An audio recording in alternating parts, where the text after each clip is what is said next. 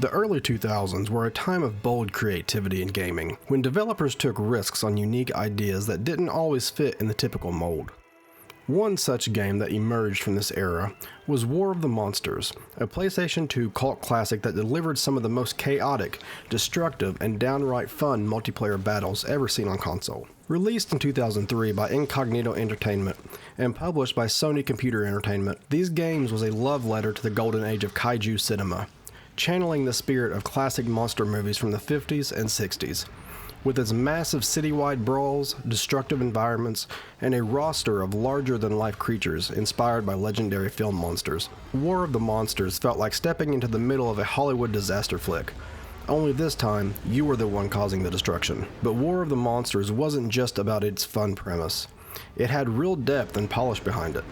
The game masterfully blended elements of fighting games, brawlers, and even platformers, giving players the ability to climb buildings, hurl vehicles, and use the environment as a weapon. Every battle was a free-for-all of destruction, where entire skyscrapers could come crumbling down in the heat of combat, and every punch, kick, and thrown object felt like it had a serious weight behind it. The arenas weren't just static backgrounds. They were interactive playgrounds filled with hazards like erupting volcanoes, sinking ships, and collapsing bridges that could turn the tide of battle in an instant. The game's presentation was equally impressive. From the moment you booted up, War of the Monsters oozes style, perfectly capturing the feel of a mid-20th century sci-fi creature feature.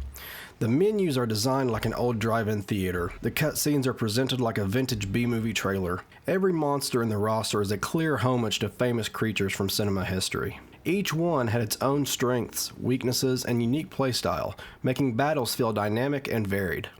Development of the game started at Incognito Entertainment, the same studio behind Twisted Metal Black, and you can see the DNA of that game's destructive, chaotic energy in the War of the Monsters. The developers set out to create a fighting game that didn't just take place in any arena, it let you tear the arena apart. They implemented a physics system that allowed buildings to crumble in real time, vehicles to be tossed around as weapons, and the very ground beneath the monsters to shift and change as the battle raged on. The result was a game that felt alive, where every match played out differently based on how players used the environment. Despite earning strong reviews and a dedicated fan base, War of the Monsters never saw a sequel, which still feels like a massive missed opportunity. The game had all the elements of a franchise that could have gone further. More monsters, more cities, bigger destruction, and yet, after its initial release and a later digital release as a PS2 classic on PlayStation 4, the game faded into relative obscurity. But that doesn't mean it should stay that way. In this video, I want to take a deep dive into what made War of the Monsters such a unique and special experience. We'll explore its origins, its mechanics, its standout features, and its lasting impact. But more importantly, we're going to talk about why this game needs to make a comeback.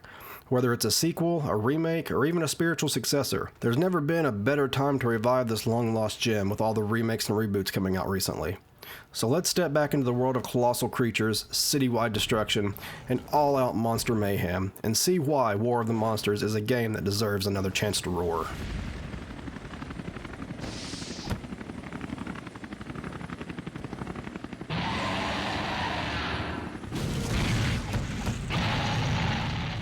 Before diving into the details, I'll start with a brief overview of the game's adventure mode. Then we'll take a deeper look at each level, monster, and boss fight, breaking down what makes them unique and memorable. The story of War of the Monsters takes place in the 1950s, a time of paranoia, atomic experiments, and science fiction wonders. Earth comes under attack by a fleet of alien saucer warships, bringing widespread devastation as they lay waste to cities across the globe. In a desperate attempt to turn the tide, the world's leading scientists unite to develop a series of secret weapons capable of countering the extraterrestrial threat. When activated, these weapons unleash powerful shock waves that disable the saucers, causing them to plummet from the sky in fiery crashes. However, the victory comes at a catastrophic cost. It is powered by a volatile green radioactive liquid, which spills from the wreckage and seeps into the environment. The substance mutates and infects anything it touches, animals, humans, and even machines, turning them into towering, uncontrollable monstrosities. What began as an alien invasion quickly spirals into a war of dominance between these mutated giants. Now the world is their battleground. As one of these newly created behemoths, the player must fight for supremacy against rival monsters, destructive war machines, and even the remnants of the alien forces across a series of sprawling, fictionalized cities. The game's story mode follows the rise of the player's chosen monster as it battles through various locations facing increasingly dangerous foes. The chaos begins in Midtown Park, where a massive gorilla known as Kongar terrorizes the city, effortlessly crushing waves of military forces.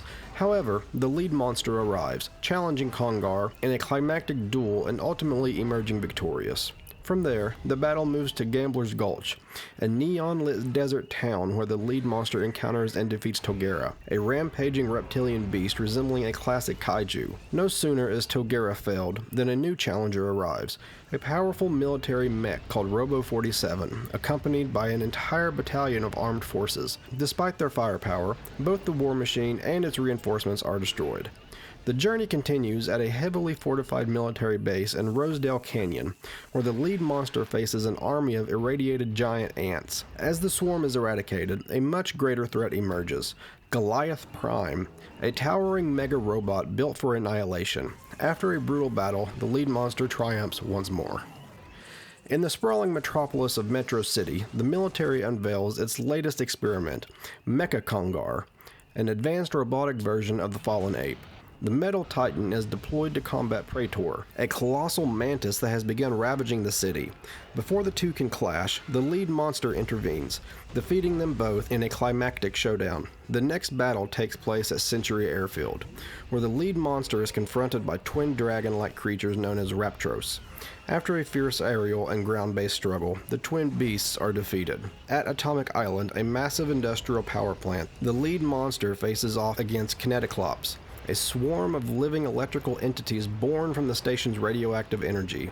By triggering a nuclear meltdown, the lead monster eradicates the electric horrors, but in the aftermath, an even deadlier opponent emerges: Vagon, a monstrous three-headed plant creature mutated by the disaster. A tense battle ensues amid the burning ruins, but the lead monster ultimately prevails. As the war rages on, the military redoubles its efforts, deploying 2 Robo-47 units in Baytown to stop an oncoming UFO attack.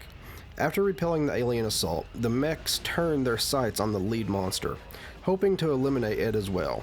Despite their advanced weaponry, both Robo-47s are defeated. On the volcanic island of Club Caldera, a battle erupts between 2 massive rock creatures, Magmo and Agamo, with the lead monster caught in the middle. In the end, both stone titans fall. The next confrontation takes place in Tunopolis, where the lead monster is forced to contend with not one, but 2 deadly Ultra V robots, engineered for the sole purpose of monster extermination. After a brutal clash, both high-tech warriors are vanquished. Before the lead monster can continue its rampage, it is suddenly captured by a UFO and taken aboard the alien mothership. There, it is forced into a grueling battle against 3 Zorgolans, terrifying extraterrestrial war beasts engineered for destruction. After defeating the alien monstrosities, the lead monster barely escapes as the mothership erupts in a catastrophic explosion, sending the player's monster crashing back to Earth in the heart of Capital, a major North American city. It is here that the true mastermind behind the invasion reveals itself. The alien leader, Cerebellum, piloting a massive multi-layered tripod battlesuit designed to crush any opposition. In a final desperate battle, the lead monster engages the alien warlord in a fight to the death. After a brutal citywide brawl, Cerebellum is finally defeated. As the dust settles, the truth is revealed. The terrifying alien overlord is nothing more than a small, timid insect-like creature, which scurries away in defeat, leaving the fate of the world in the hands of the victorious lead monster. Now that we've covered the basics of War of the Monsters story mode, it is time to take a closer look at the heart of the game, its monstrous roster. Each creature has its own unique origins, special abilities, and inspirations drawn from classic kaiju films, sci-fi horror, and monster mythology. From mutated animals and colossal robots to extraterrestrial invaders and living statues, every fighter brings something distinct to the battlefield. Let's break down each monster, their backstory, and what makes them a formidable force in the War of Dominance. Our first monster is Kongar, Once a simple NASA test chimp, Kongar's journey from space explorer to monstrous titan began with an unexpected cosmic disaster. While orbiting Earth in his capsule, he collided with a failing alien UFO, exposing him to the ship's mysterious radioactive fuel. Instead of burning up upon re-entry, the fuel triggered an immediate and violent transformation. By the time his craft crash-landed in the remote countryside, Kongar had mutated into a towering, unstoppable force of nature, the simian juggernaut driven by fury and destruction. Now with overwhelming strength, towering size, and insatiable thirst for revenge, Kongar rampages across the cities of Earth, tearing through anything in his path. As a combatant, Kongar is a well-rounded fighter with a strong balance of power, agility, and versatility, making him an excellent starting character for newcomers. His fast-paced and combo-friendly attacks allow for relentless pressure on opponents, while his destructive punches and wide-reaching swings give him a considerable advantage in close-quarters combat. He has a sonic roar, which is a long-range attack, where Kongar lets out a deafening sonic roar that sends enemies flying backwards, dealing significant damage. Though it has a short reach, it is powerful enough to knock back multiple opponents at once. He has a taunt, a dominant display of strength. Kongar lets out a mighty roar, beating his chest and pounds the ground with his fists. Kongar is a medium jumper, but climbs at an impressive speed, allowing him to navigate the battlefield effectively. His projectile attacks fire at a medium rate, giving him some ranged capabilities to complement his melee-focused combat style. With his brute strength and raw aggression, Kongar is a force to be reckoned with. His armor provides decent protection, ensuring he can take a hit while closing the gap on his enemies. His special attack, the Sonic Roar, is particularly useful in enclosed spaces, as it can be effective even through walls, making him dangerous in urban environments. Kongar is a direct homage to some of cinema's most famous giant apes, with his primary influence being the legendary King Kong, from the original 1933 RKO Pictures classic.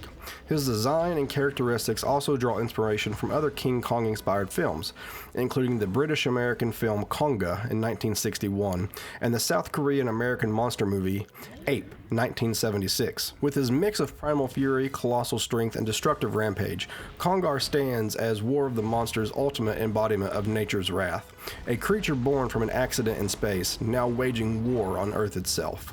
Ultra V, originally built as humanity's ultimate defense against the growing monster menace. Ultra V was designed by top Japanese scientists as the fifth and most advanced version of a series of super robots, equipped with cutting-edge weaponry, state-of-the-art eye lasers, and an energy sword capable of cutting through even the toughest foes. Ultra V was intended to be the savior of the cities under siege. However, in their pursuit of power, the scientists made a fatal miscalculation. They infused Ultra V with the same alien fuel that had created the monsters it was meant to destroy. Once activated, the robot developed self-awareness, breaking free of its creator's control. With no master to command it, Ultra V abandoned its lab, following its own directives, whether as a protector or a harbinger of destruction. Ultra V is a high-speed, high-mobile fighter, excelling in both melee and ranged combat, though its durability is only average compared to other combatants. Its agility, jetpack mobility, and rapid-fire attacks make it one of the most versatile fighters in War of the Monsters. Ultra V launches a retractable, rocket-powered fist that reaches across great distances, stunning its target and pulling them closer for follow-up attacks. If Ultra V is holding an object, especially an explosive truck, the impact is even more devastating. Ultra V's close-range combat is defined by precise, rapid strikes, making it deadly in one-on-one battles. Ultra V's jetpack grants it excellent vertical mobility, allowing it to quickly repossession, avoid enemy attacks, or launch aerial assaults. He fires energy-based projectiles at high speed, dealing moderate damage but maintaining pressure on opponents from a distance. His taunt is a sparring sequence featuring 1-2-3 punch combos, followed by a respectful bow, an indication of its disciplined, almost samurai-like demeanor. Ultra V is a high jumper and fast climber, making it one of the most agile monsters in the game. While it doesn't have the sheer brute strength of some of its opponents, its speed, precision, and adaptability make it a formidable opponent capable of controlling any battle. Ultra V is heavily inspired by classic Japanese mecha and tokusatsu heroes. Its design strongly resembles Mazinger Z, one of Japan's most iconic giant robots, while its name seems to be a nod to Ultra Q, a sci-fi series that paved the way for Ultraman. Additionally, the Ultra in the name likely pays tribute to the Ultraman franchise, known for its giant alien warriors battling Kaiju threats. With its mix of sleek robotics, high-tech weaponry, and tokusatsu-inspired flair, Ultra V embodies the ultimate fusion of human ingenuity and raw destructive power, a machine originally built to protect, but now answering only to itself. In a forgotten military hangar, a relic of a bygone era sat gathering dust, marked with words, "Decommissioned hardware." Once a state-of-the-art war machine, Robo-47 had long been abandoned. Its time in battle ended with the demise of the atomic age. However, fate had other plans. When a disabled UFO crashed nearby, its radioactive alien fuel leaked into the facility, seeping into the circuits of the dormant machine. With a sudden surge of energy, Robo-47's system flickered back to life. Though its design may be considered outdated by modern standards, its firepower remains as deadly as ever. Robo-47 is a mid-tier character, combining heavy firepower with surprising agility. Though its durability is slightly below average, it compensates with fast, relentless projectile attacks and an explosive special move. Robo-47 fires a devastating homing missile infused with nuclear energy. This unblockable projectile travels an extreme distance, dealing significant damage on impact. Built into its chest, Robo-47 unleashes a fast-firing barrage of bullets, making it effective at zoning out opponents and controlling space. While not the strongest in hand-to-hand fights, Robo-47's quick attacks and heavy steel plating allow it to hold its own in close-quarter combat. Despite its heavy armored frame, Robo-47 is a high jumper and fast climber, making it surprisingly agile on the battlefield. For his taunt, Robo-47 flexes its mechanical arm, then snaps its metal claws 3 times, an ominous display of its cold, calculated nature. Though slightly fragile, Robo-47 excels when keeping its distance, using its advanced firepower to wear down enemies before they can close in. Robo-47's design is a tribute to classic sci-fi war machines and robotic enforcers. Several influences are apparent. RoboCop 2, 1990, the rogue cyborg Kane, with its heavy armor and mechanical menace. Gort from The Day the Earth Stood Still, 1951, the silent yet imposing alien robot enforcer. Tim Burton's Mars Attacks, 1996, the towering alien-controlled war machines, and The Iron Giant from 1999, a mechanical behemoth with a history tied to warfare. Robo-47 represents the military-industrial complex of the atomic age, a machine designed for destruction, reawakened and repurposed in a new era of chaos. While its systems may be outdated, its sheer firepower and relentless nature ensure that this forgotten war machine is anything but obsolete. For millions of years, the mighty dinosaurs ruled the Earth, until an extinction-level event forced them into oblivion. Yet, against all odds, one colossal creature survived. Deep beneath the Pacific Ocean, buried in the ocean floor, Togera lay dormant for centuries, preserved in an endless slumber. That is, until the arrival of an alien invasion. When a disabled UFO crashed into the sea, its radioactive fuel seeped into the abyss, awakening the prehistoric behemoth from its eons-long sleep. Now infused with unstable nuclear energy, Togera rises once again, the last of its kind, ready to unleash its primal fury upon the modern world. Togera is a balanced mid-tier character with a mix of speed, power, and defense. Though not the strongest or fastest monster, its radioactive breath and bone spikes make it a formidable opponent in battle. Togera exhales a stream of nuclear plasma, reaching a medium distance and dealing gradual damage over time. Enemies caught in the blast move slower, making them easier to punish. When attacking, Togera's body morphs deadly bone spikes, allowing it to pierce through defenses with ease. Togera has average armor, speed, and projectile fire rate, making it an adaptable fighter. A medium jumper and moderate climber, Togera has decent vertical movement, but lacks the agility of some other monsters. And Togera's taunt is letting out a thunderous roar, flexing its muscles as bone spikes emerge from its body, a terrifying display of its savage nature. Togera is at its best when controlling space with its radioactive breath and powerful guard-breaking attacks, forcing opponents into tough defensive positions. Togera is a clear homage to the king of Kaiju himself, Godzilla.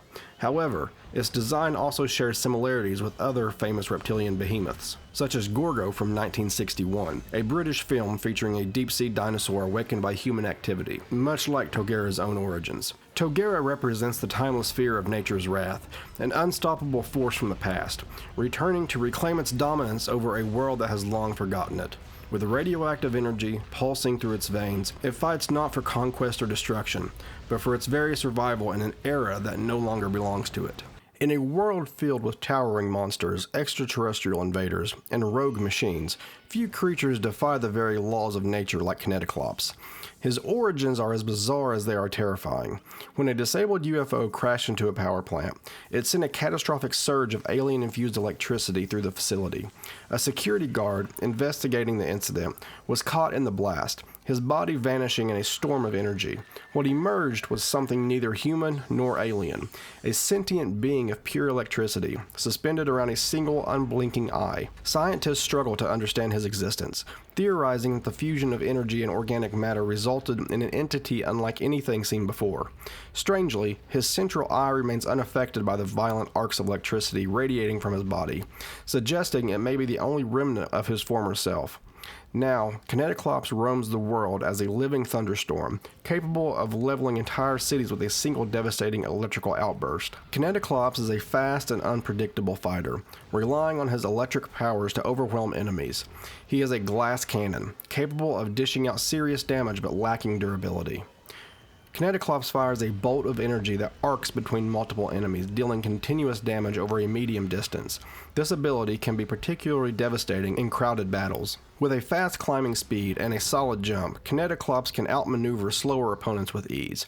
And unlike most monsters, Kineticlops is highly resistant to energy-based attacks, making him a tough opponent for projectile-heavy foes. His energy blasts move slowly, but they home in on enemies, making them difficult to dodge. While powerful, Kineticlops is one of the more fragile monsters, making him vulnerable in direct combat. His taunt is he lets out a thunderous roar, then creates an arc of lightning over his head, displaying his raw power.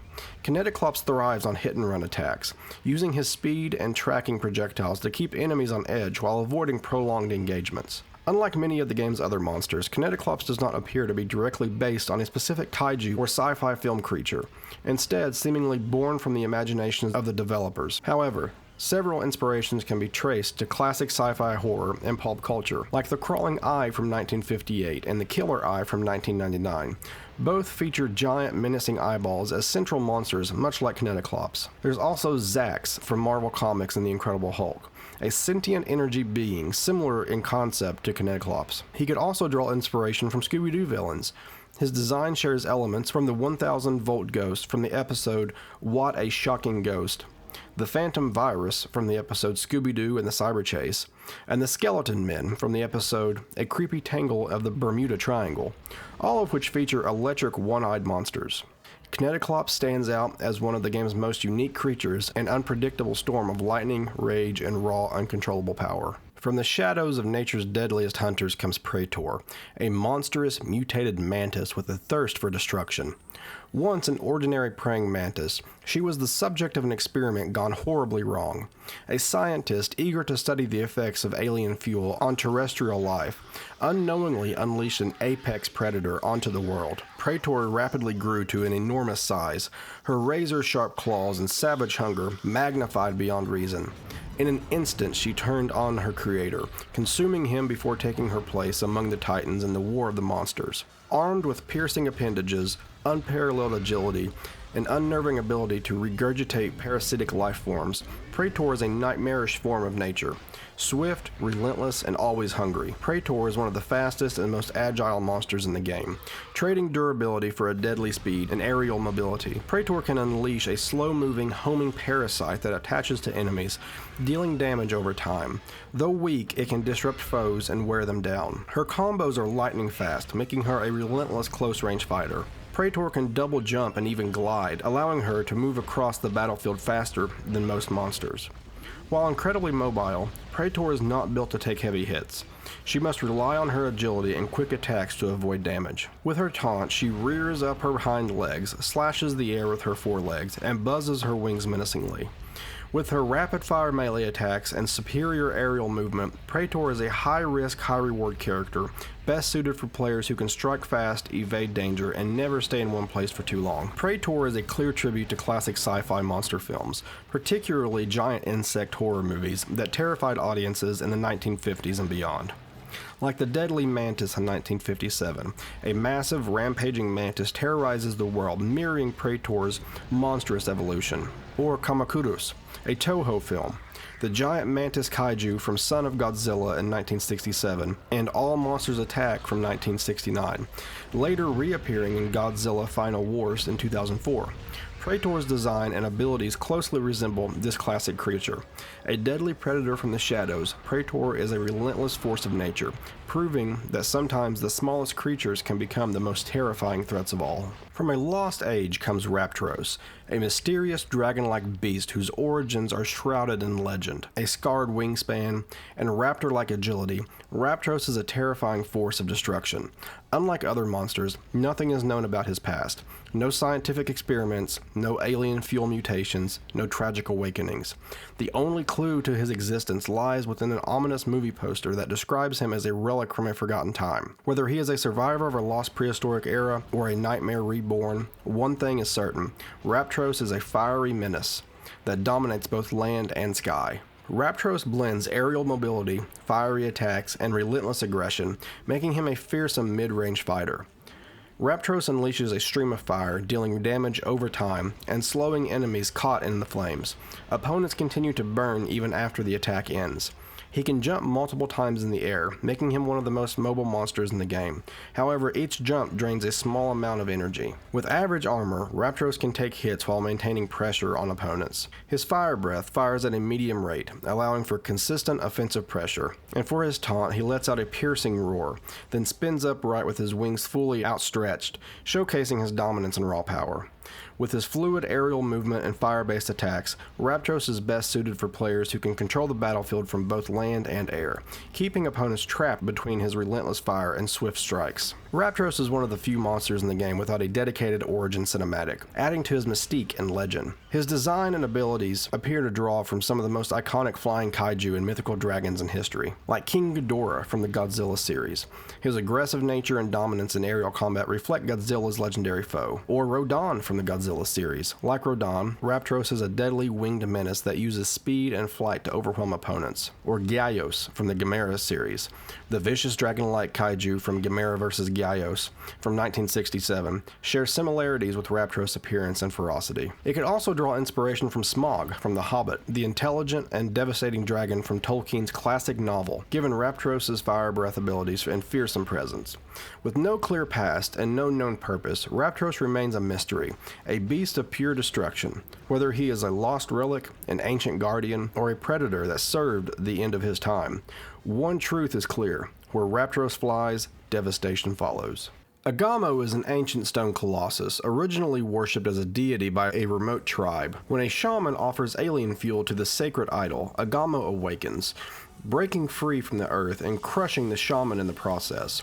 Believed to be the last remnant of a vanished civilization, Agamo's massive form is held together by mystical forces. The flames burning in his eyes suggest an eternal rage, and his ability to manipulate his own body's stone structure allows him to create powerful boulders for destruction. Agamo is a durable, well-rounded fighter, making him a great pick for beginners. His abilities are simple but effective, emphasizing resilience and raw strength. His armor is strong, offering good durability. His projectile speed is slow but very powerful. He is a medium jumper and his climbing speed is slow. For his special ability, Agamo detaches his own head and hurls it as a long-range projectile. The head explodes after a short delay, dealing more damage if the target is close. It can also be used as a melee weapon before detonation. Agamo has a taunt where he gestures for his opponent to come closer, then slams his fists together in a display of strength. Agamo's design is influenced by ancient stone idols and totems from Central America and the South Pacific. He may also be inspired by Daimajin, a vengeful stone warrior from Daiei Pictures from the 1966 Daimajin trilogy. His name might be derived from Agama, the Indonesian word for religion, fitting his deity-like status. Magmo is a towering behemoth of molten fury, brought to life when a disabled UFO crash-landed into an active volcano. The alien craft's radioactive fuel seeped into the fiery depths, fusing with the magma and triggering a cataclysmic transformation. The result was a colossal sentient volcano, now free to roam the earth, burning and melting everything in its path. Encased in a hardened shell of cooled lava, Magmo is both an unstoppable force of nature and elemental terror. With 4 mighty arms, his strength is unmatched, and his rage is fueled by the very molten core of the planet. When he unleashes his devastating volcano-inspired special, the heavens themselves seem to ignite, raining down a furious storm of lava, fire, and molten destruction on anything unfortunate enough to be caught below. Magmo is the bruiser of the game, a slow but nearly unstoppable powerhouse. His massive bulk makes him one of the most durable monsters, and while his movements may be lumbering, his sheer strength and resilience make up for his lack of speed. His armor is extremely strong, making him one of the most durable monsters. His projectile speed is slow, but highly destructive. His jumping ability is moderate, allowing him to navigate terrain effectively, and his climbing speed is surprisingly fast, given his immense size. Magmo can summon and hurl tracking fireballs, which lock onto opponents with deadly precision. These fiery projectiles reach a long distance, burning and damaging enemies over time. While they travel at a slower pace, their explosive impact and lingering damage make them a serious threat. For his taunt, Magmo lets out a deafening guttural roar, his molten core glowing with intense heat, before flexing all 4 of his powerful arms in a terrifying display of raw strength. The earth beneath him trembles, as if in reverence to his overwhelming presence. Despite being a creature composed of molten rock and fire, Magmo is paradoxically vulnerable to fire-based attacks, a strange contradiction that defies his logic. Unlike many of the other monsters in War of the Monsters, Magmo does not appear to be directly inspired by any single monster from popular culture. Instead, his design seems to be an original creation, drawing from various elemental titans and the raw power of volcanic destruction. Some have speculated that Magmo shares similarities with Obsidius, a lava-based monster from Godzilla Unleashed.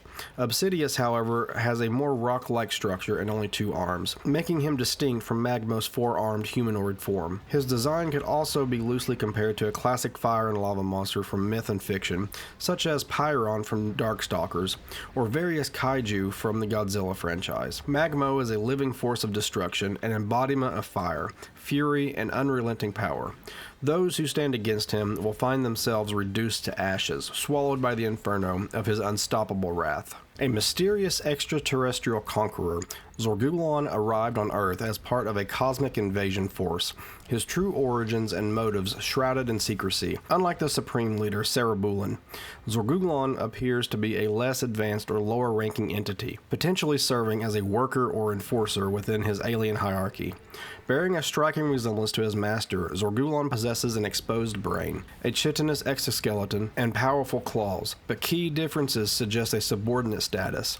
His 2 glowing eyes, as opposed to Cerebulon's many, hint at a simpler physiology, while his breathing apparatus implies that Earth's atmosphere is hostile to his species. His crab-like limbs and worker drone-like characteristics suggest he is more of a soldier-class invader, bred for combat rather than supreme intelligence. Zorgulon is a well-rounded fighter, balancing decent durability, mobility, and ranged attacks. His relentless projectile offense makes him a strong long-range threat, while his sturdy frame allows him to hold his own in close combat.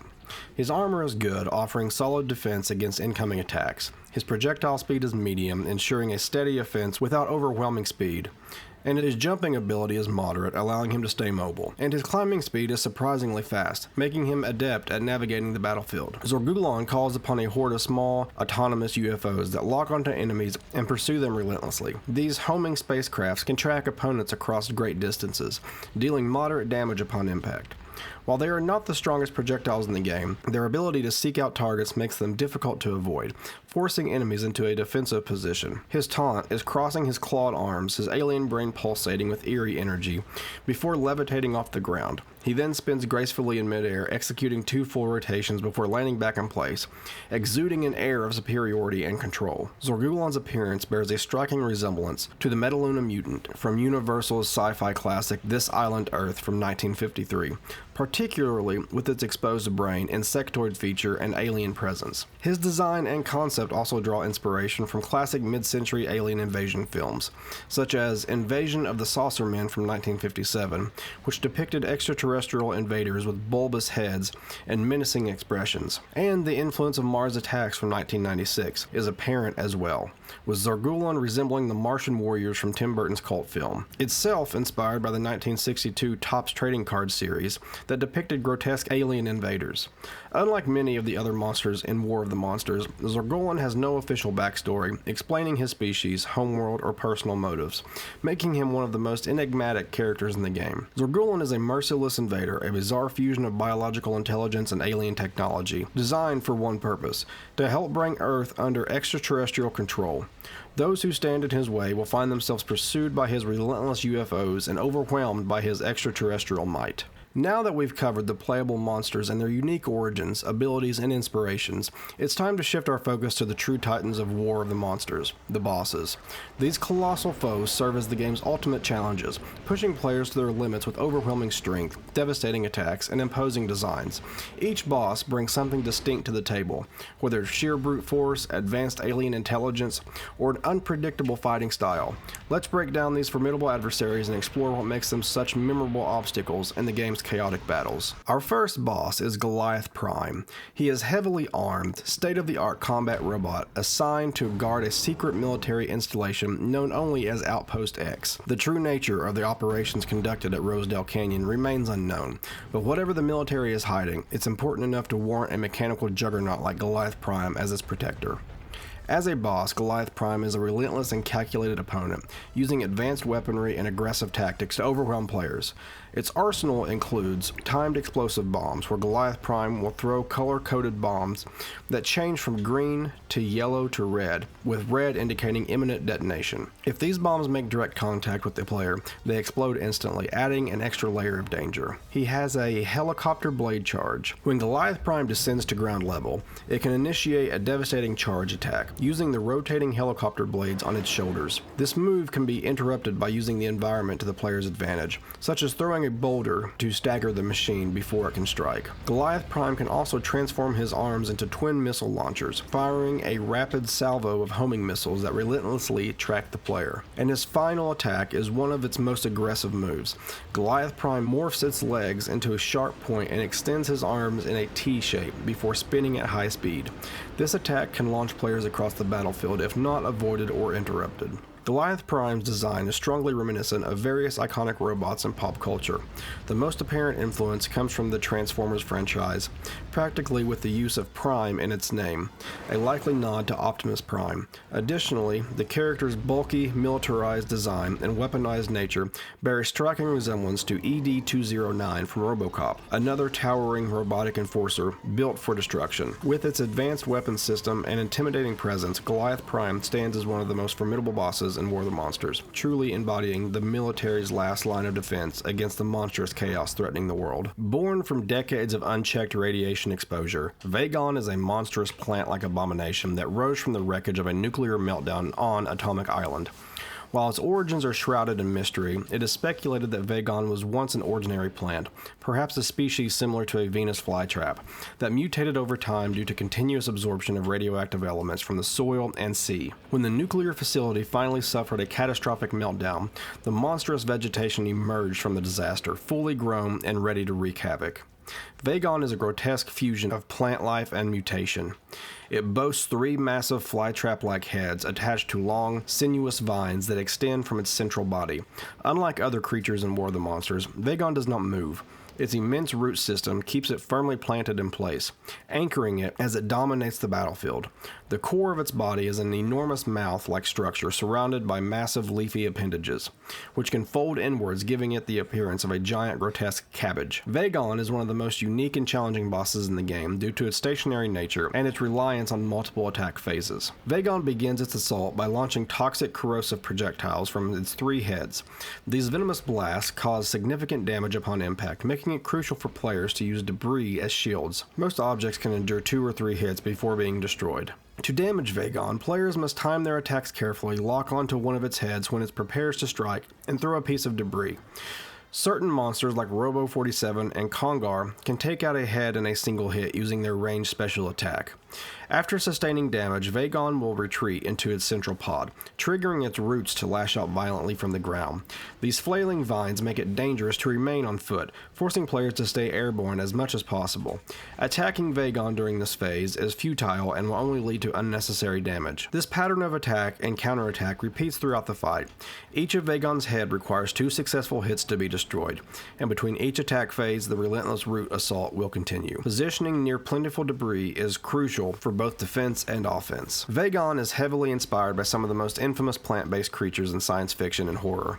The most notable influences include the Biolante, the colossal mutant plant from Godzilla vs. Biolante in 1989, which shares a similar multi-headed vine-like structure and terrifying origin rooted in genetic mutation. And Audrey 2, the man-eating Venus flytrap from Little Shop of Horrors from 1986, known for its massive toothy maw and insatiable hunger. And the Triffids, the predatory walking plants from the Day of the Triffids from 1962, which used whip-like appendages to ensnare their victims. With its eerie plant-like form and lethal attacks, Vagon stands out as one of the most menacing and creatively designed bosses in War of the Monsters. It is a haunting reminder of the devastating effects of unchecked radiation, nature twisted into an unstoppable force of destruction. Shrouded in mystery and technological superiority, Cerebellum is the final and most formidable adversary in War of the Monsters. Its origins remain unknown, but what is clear is that it has traveled across the stars with one sole purpose, either to claim Earth as its own or annihilate it entirely. Whether acting as a conqueror or a force of sheer destruction, Cerebellum is a terror beyond human comprehension. Unlike other monsters, Cerebellum is a multi-phase boss, evolving through several increasingly dangerous forms as the battle progresses.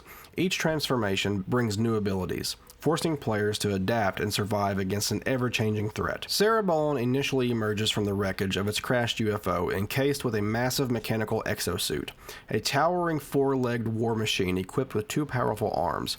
The alien itself can be seen inside a transparent dome, its massive exposed brain glowing ominously. However, this dome is initially protected by a green force field, making Cerebellum invulnerable to all attacks until it deactivates. Cerebellum joins its hands and fires a devastating laser beam. To survive, players must use the large pillars scattered around the battlefield as shields. These structures will absorb most of the damage, but players will still take residual hits. Once the death ray ceases, Cerebellum's force field temporarily powers down. This is the moment to strike. Hurl vehicles or fire projectiles at the exposed dome. Ranged special attacks, such as Robo-47s, can deal massive damage. The battle repeats until Cerebellum has sustained enough damage to transition into his second form. As the exosuit malfunctions, its arms and legs blast apart, followed by the bolts on the dome loosening, revealing a new, more dangerous form.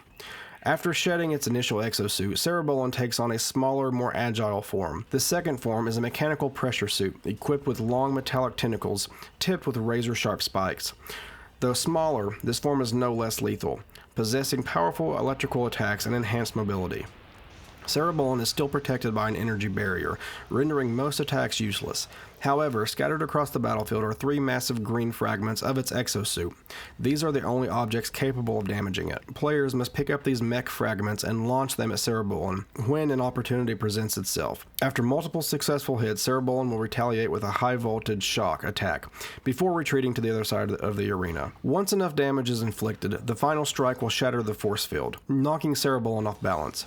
As it falls, the glass covering its head cracks, and its true form emerges from the ruined remains of its previous body. Now exposed is the most terrifying state. Cerebellum is no longer encased in machinery. Instead, it reveals its grotesque organic body, towering over the battlefield, a fusion of insectoid and cephalopod-like horror. Its head resembles an enlarged, pulsing brain, complete with 5 eerie red eyes, 4 smaller ones surrounding a larger, menacing central eye. Its proboscis-like mouth is lined with sharp fangs, dripping with malice. Instead of legs, it balances on several tail-like appendages, allowing it to move unnervingly fast.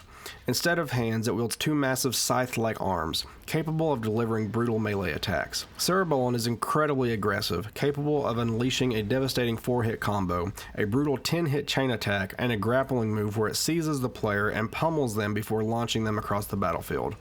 It dashes with surprising speed, charging forward with electrified claws to deal extra damage.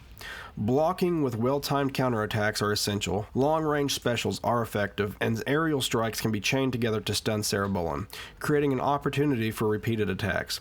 Eventually, after a grueling battle, Cerebellum's health is fully depleted. The alien writhes in agony, clutching its oversized brain as it pulses violently. With a final explosive demise, its lifeless body collapses onto the battlefield. However, the terror isn't over just yet. In a last-ditch survival effort, a tiny, brain-like creature scurries out of Cerebellum's ruined skull, resembling a grotesque mix of a spider and a scorpion. This juvenile form is completely defenseless. Upon seeing this victorious monster roar in triumph, the tiny alien flees, vanishing into the shadows. With this, War of the Monsters adventure mode concludes, and players are rewarded with a special origin movie for their chosen monster except for Raptros and Zorgulon. Cerebellum draws clear influence from classic science fiction, embodying multiple iconic tropes from 1950s alien invasion films and literature. Like H.G. Wells' The War of the Worlds, Cerebellum's first two forms resemble Wells' Martian tripods, with their towering, multi-limbed mechanical bodies, tentacle-like appendages, and devastating energy weapons. Or other classic sci-fi bug-eyed monsters. The alien's final form aligns with grotesque brain-exposed extraterrestrials often depicted in 1950s B-movies, such as Invaders from Mars and the Brain from Planet Arus. There's also the flying saucer tropes. The arrival of Cerebellum in a UFO is a nod to pop culture depictions of alien invaders, especially the Mars Attacks trading cards and film adaptation. Cerebellum is not only the most formidable boss in War of the Monsters, but also its most thematically rich, serving as the ultimate extraterrestrial menace, blending elements of pulp sci-fi horror and kaiju-style devastation into a truly unforgettable final battle. Upon its release, War of the Monsters received generally favorable reviews, earning an 80% average score based on 73 critic reviews on Game Rankings. While it never reached the commercial heights of some of its PlayStation 2 contemporaries, the game has since gained a cult following, especially among fans of developer Incognito Inc., now Eat, Sleep, Play, known for the titles like Twisted Metal Black and Downhill Domination. One of War of the Monsters' most celebrated aspects was its homage to classic kaiju cinema. The game drew clear inspiration from legendary monster films such as The Beast from 20,000 Fathoms, King Kong, and Godzilla, as well as the legendary stop-motion works of Ray Harryhausen. IGN praised the game's monster designs and inspirations, stating, "Each of the game's 10 gigantic beasts are as fun to play as they are to look at." GameSpot lauded the retro aesthetic and slick presentation, saying, "A slick presentation gives the game the style of an old drive-in movie or news telecast, and it really works well to accentuate the game's retro theme and characters." GameSpy was particularly impressed with the destructible environments, highlighting the joy of destruction. They stated that War of the Monsters captures the joy of destruction more so than any game they've ever played. Did you think knocking over buildings was fun in Rampage? It's 20 times better in War of the Monsters. The combination of cinematic flair, large-scale battles, and fully interactive cityscapes made War of the Monsters a standout experience, delivering a thrilling power fantasy that put players in control of city-smashing titans. While War of the Monsters was widely praised, some critics pointed out gameplay flaws that prevented it from reaching true greatness. Game Informer criticized the combat mechanics, particularly unblockable attacks that made certain encounters feel unfair. Additionally, the camera system was called out as a major frustration. Game Informer stated, "The unblockable attacks are just downright unfair. The lazy camera produces numerous blind spots throughout a battle." Game Revolution noted AI behavior issues, particularly the defensive nature of enemy monsters, which often prioritize self-preservation over engaging in combat, leading to frustrating encounters. The monstrous routinely demonstrates a strong sense of self-preservation, calling it extremely frustrating behavior. While these issues didn't overshadow the game's strengths, they were common points of contention among players and critics alike. Despite its positive reception, War of the Monsters did not sell enough copies to be included in the PlayStation 2 Greatest Hits lineup. However, its unique concept, nostalgic monster movie inspirations, and deep combat mechanics have solidified its cult classic status with the PS2 gaming community. The game remains a beloved favorite among fans of classic kaiju cinema, and those who appreciate Incognito Inc.'s work on titles like Twisted Metal Black. Its influence can still be seen in later monster-based brawlers, and its absence from modern gaming has led to frequent calls for a remaster or sequel. While War of the Monsters never reached mainstream blockbuster success, its legacy continues to grow, proving that great games don't always need massive sales to leave a lasting impact. Doing this video has really taken me a trip down memory lane. War of the Monsters has always been one of my childhood favorites. I can remember my late grandpa taking me to Walmart and seeing it on the shelf and thinking it just looked so cool. And then every weekend when I go to my dad's house, me and my stepbrother and sisters would sit on the floor and play it all weekend. Looking at it now, I can't help but imagine how incredible this game would be with today's gaming technology. The graphics, the physics, the destructible environments, it would be mind-blowing. And can you imagine the roster? With all the giant monsters we've seen in modern cinema, there's so much potential for new faces to add to the mix. But honestly, I don't think we just need a remake. What this game really deserves is a full reboot, a fresh start with modern tools and a brand new approach. That's the true potential of War of the Monsters. If you've played War of the Monsters before, drop me a comment for what your favorite monster was, or what your favorite map was, or if you have any really good memories playing the game, let me know. If you enjoyed the video, hit that like button and consider subscribing. This is the first entry to a series for games that I believe should return in some way. And if you've made it to the end, thank you. I really appreciate you.